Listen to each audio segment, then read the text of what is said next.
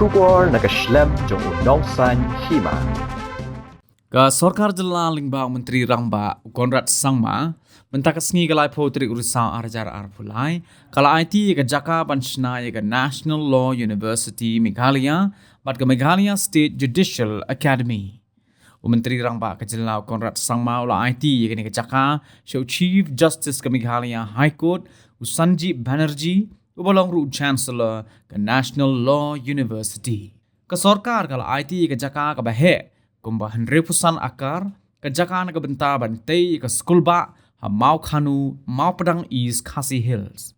Haga jingelang ka bala pulong mentakas ngi laidon langru ka menteri ka badai pet ka tanat an ka kong amperin lingdo menteri ka tanat puli puthi rakam Sangma Justice Hamarsan S Thankeu Justice W Dingdo Justice Biswadip Bhattacharjee Professor Indrajit Dubey Vice Chancellor ka National Law University Meghalaya ki officer na kitanat Sorkar kisamla puli bat kiway habakren ni kasngi ni kalyang menteri Rangba ka Jylla Conrad Sangma ula batay halor ka jing tmu jong ka Sorkar ka baong bakum ka Sorkar kalong ka basah ka bayde bat ki mat jongka bat ki babun ki Jylla bat kiri ha ka purthai ki le ban pinmi ye kom yo nong bat pendon kam ye ki ha ka ban tei ki jing don kam hapo ka Jylla Shishu Conrad ulo ong batang lada phai khmat shiki kampen roy Lyngba ke human capital kabalong ka thong jong ka Sorkar Jylla kaban la ban pen itnat bat pen I ka jing ker shakhmat jong ka Jylla Meghalaya bat Lyngba ka jing don jong ka slem ajing hikai kan long ka lat ye ki babun ki khna samla hakaliang ka puli puthi Conrad ulo ong ru ba ka jing don jong ki babun ki Jaka puli hapo ka Jylla ki snem ki bara lait no kalong ka wai ni ki sakhi ka bapen I ba ka Jylla Meghalaya kala yo byang ye ka burom kum ka educational hub hapo ka thain cha telam mi ngi. In my speech, it's getting quite late and it's winter time, so sun is setting soon. But I would like to just give you a small understanding and background on what is it that we're trying to do and why is it that things are moving the way we feel or we see the way things are moving forward. We are clear in our agenda for the state. For a very long time, the state of Meghalaya, and in fact many other economies in the country and across the world, have been what we all call an extractive form of economy, which basically means we extract our resources and we build on selling these resources, and that's how the economy or the GDP grows. And hence, we have seen many nations, especially the smaller nations, which have managed to move from what we call an extractive economy into something which we call a regenerative economy. And the regenerative economy is an economy that develops a lot and bases a lot on the human capital that you have. And hence, if Meghalaya in the years to come and decades to come, this is not going to happen in a single day or a year, but in the course, in the future, if a state like ours has to move forward and come into an area where we start looking at becoming more of a regenerative economy, it is only through development of human capital can we achieve it. And hence, though we have a large number of challenges that the state faces, we have to start somewhere. And the start may not always be easy. And sometimes we may fail. Sometimes things may not go as planned. But as we have always believed, that it is our duty to put in that effort, provide that vision, and move towards it and take a step and give it our best. And therefore you must have seen that in the last many years, in spite of the numerous amount of challenges, our policy has moved towards ensuring that we started investing in this human capital that we believe is the future for our state and for our country.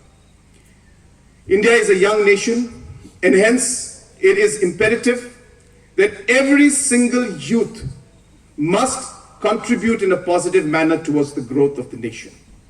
And that can only happen if we are able to provide the necessary platform for our youth to become productive in the right way.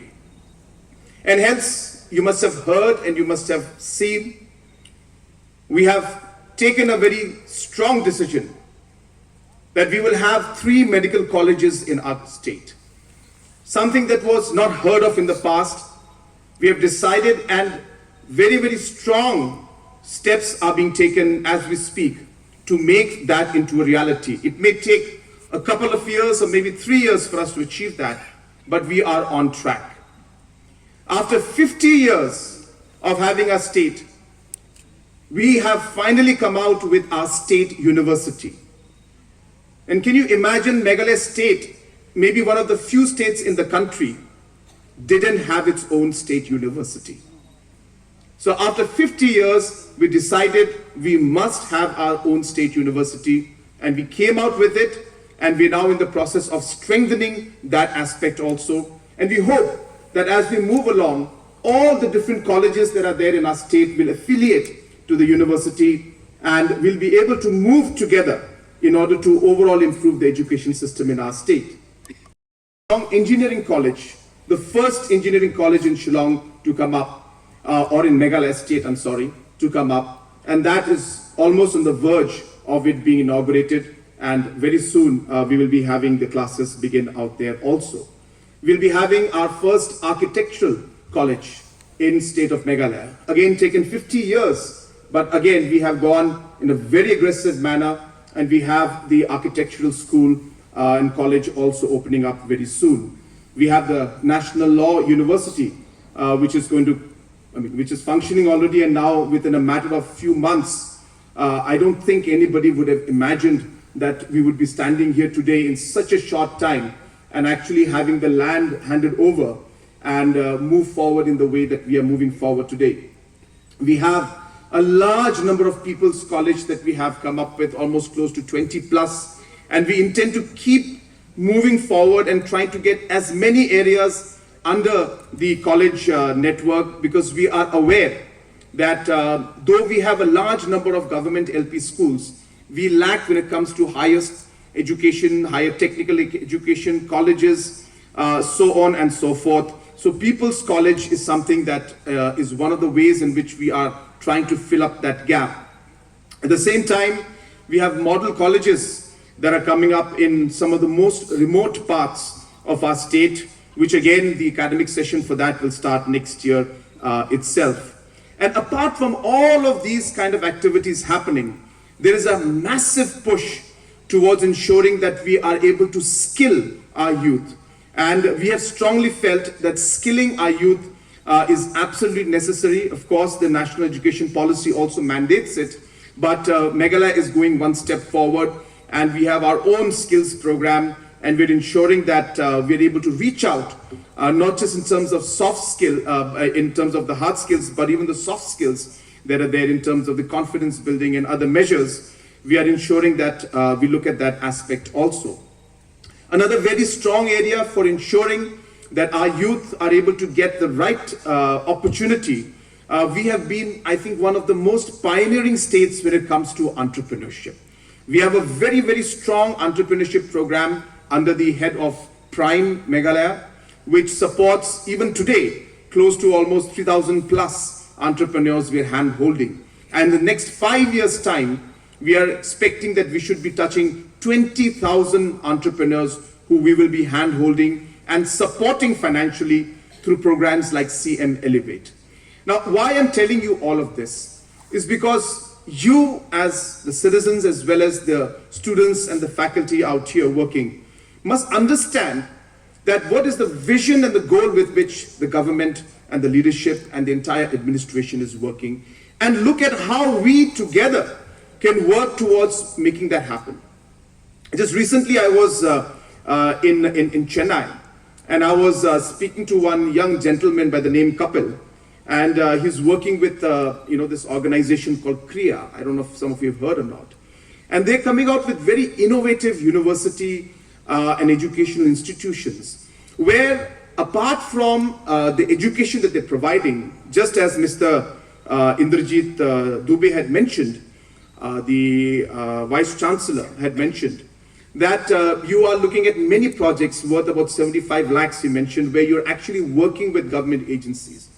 So Kriya is actually working with different governments to come out with different research and policy and solutions to actual problems that governments are facing. I was in something called T-Works. This is in Telangana. So they have got T-Hub and T-Works. Innovation hub and a center where they actually find problems to what the farmers face. So it's not like somebody just comes and just makes a machine, but they actually speak to the farmers, they speak to entrepreneurs, they speak to business people, and then the innovators who are sitting in the T-Works and T-Hub, they sit down and say, well, what is the best solution and the best system that we can have to help these farmers and other stakeholders. What I'm trying to tell you is that the future for education and for institutes is to ensure that we work together, not just as an academic institute, but as an institute that provides solutions to real-time problems that we are facing. Government of Meghalaya may be one of the larger, in fact, customers which you may have, which will require a large number of documentations, research to be done. And I hope that in the future, all of you will work hand in hand. Even while you are studying, you can contribute immensely to the needs that the state will have. And I think that is really the way forward for any institute or for the education system as a whole. And that is the reason why, to look at a regenerative economy in the coming years, we need to invest in our human resource, in the human capital.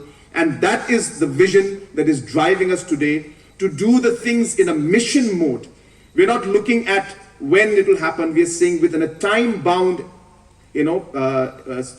time-bound manner, we should be able to complete whatever time and work and projects that we take up. And hence, we have started this, and today we are seeing in this beautiful location that is there that this NLU campus has come in. In fact, we have an 800-acre plot here, and this must be the first slot that has been given to the NLU. And of course, I would like to really thank our Honorable Chief Justice, because some of you may not know that this campus will not just have the NLU, but there is going to be 50 acres for the NLU, and the 15 acres will be for the Judicial Academy.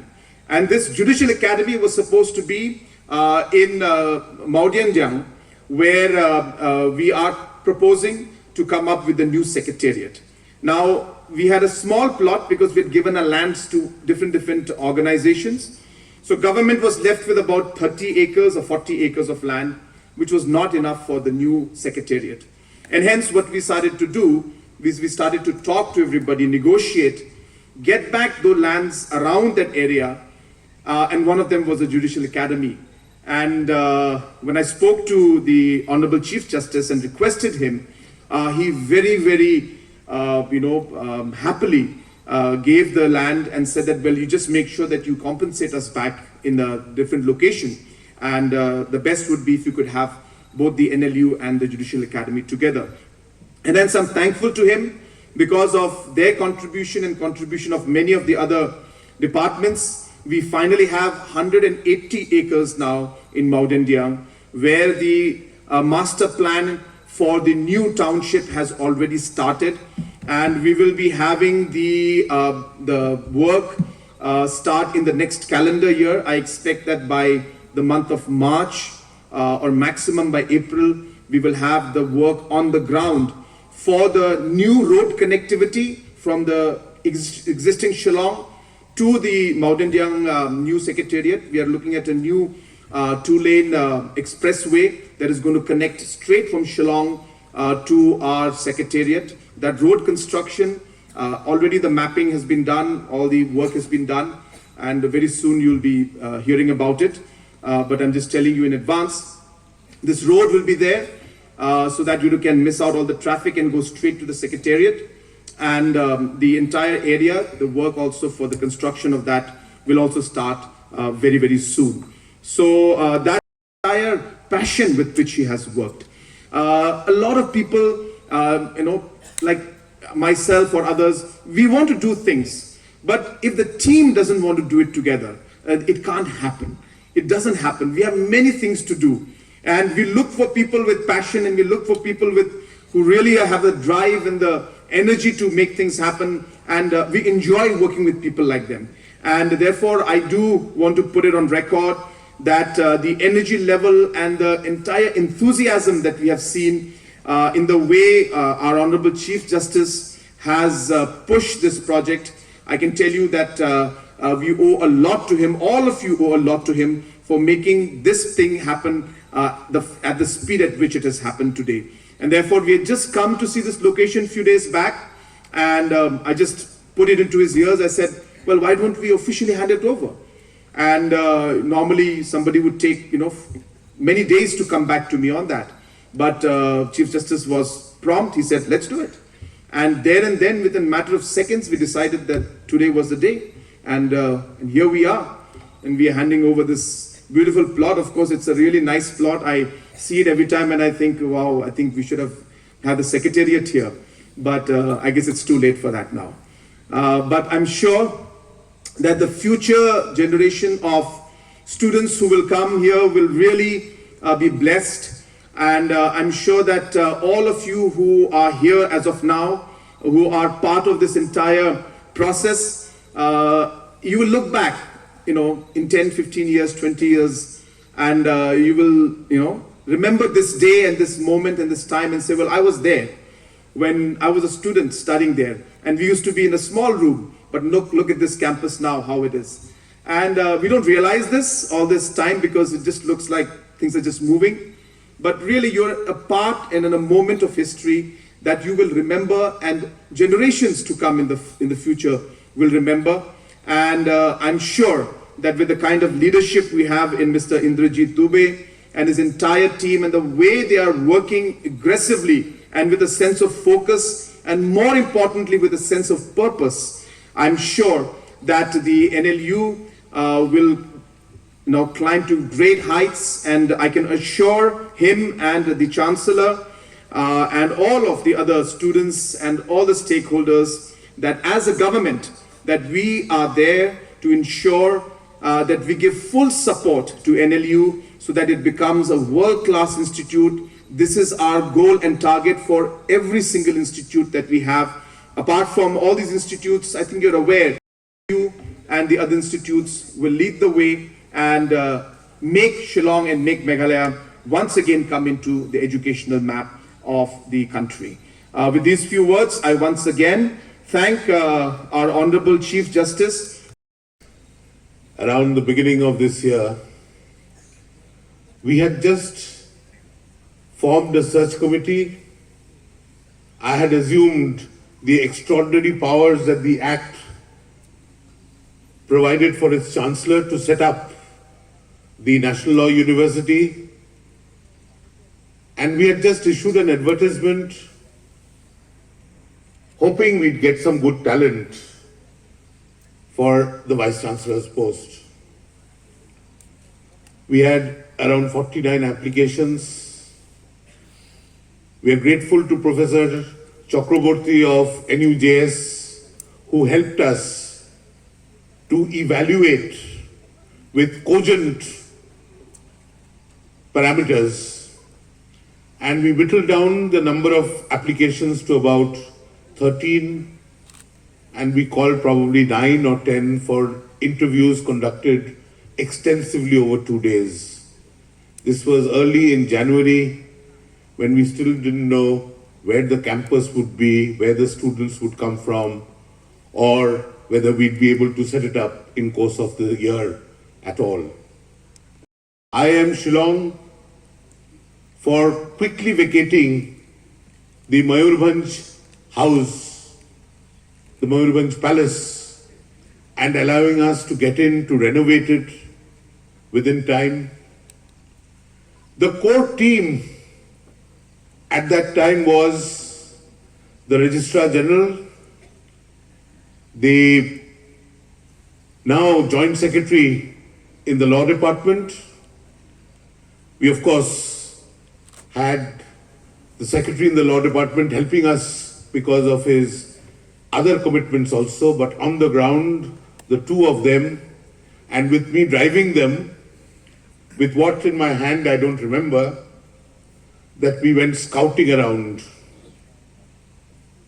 And these two gentlemen, together with the director of the Judicial Academy, who we anointed as registrar without even taking her permission, went about preparing papers, taking care of formalities, and even the brick and mortar that went into the renovation, the preparation of classrooms. Professor Dubey was identified and came here by probably the middle of February. He was new to Shillong, new to this place, new to the culture, did not know the language or how he went about. We put him up at the judge's guest house. He was very kind to accept all the hardship that came with staying in a room or two and away from his family, working almost without a desk. By March, we arranged an office. March or April, we arranged an office for him in the Mayurbhanj house. Then we set about inviting applications for students and doing a whole lot of things that we all learned together. And by the time the applications went out and the examinations were conducted, and I attended some of the centers when the examinations were conducted, we didn't think we'd get enough applications or the kind of students that we would want. We did not get enough domicile applications. We'd made 50% reservation for domiciles. In due course, we hope we enthuse Meghalayans to come and participate in this wonderful journey.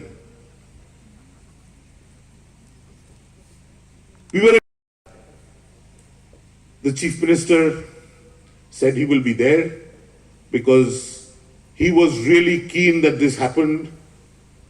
And though my first official act in this state was to write a letter to the Chief Minister to set up the National Law University, little did I know that some preparatory work in preparing the statute or a draft of the statute and some regulations had taken place earlier.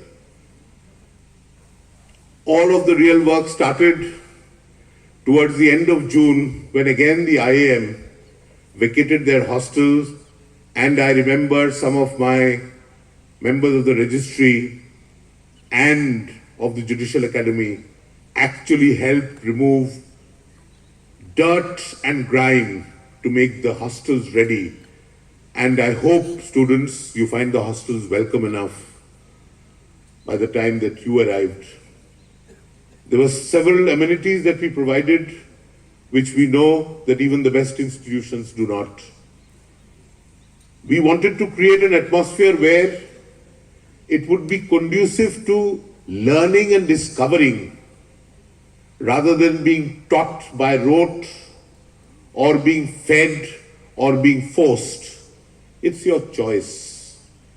You've come to an institution where we want to share some tools with you.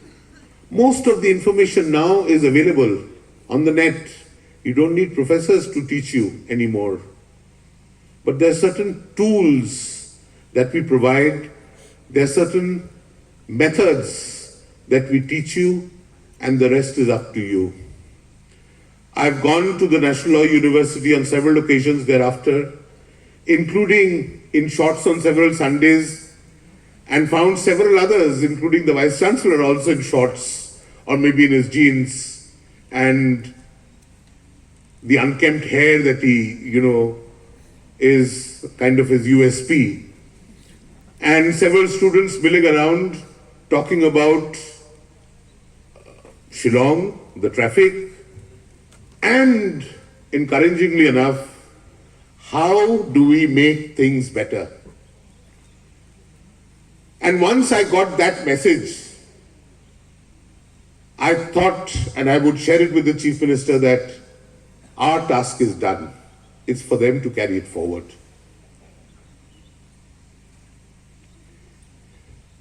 For me personally, as I'm on the third last day of my beautiful stay here, it's like leaving behind a child.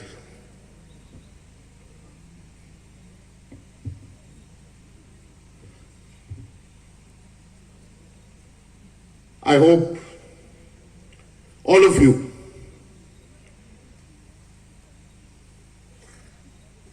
support this institution to grow. We are only at the brick and mortar stage at the moment, but there are sparks that I've seen that tell me that this could be an institution to be proud of.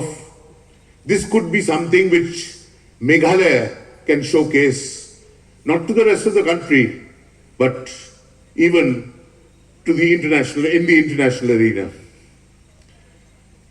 Thank you. God bless you all. Kuble, Mithila, Jai Hind.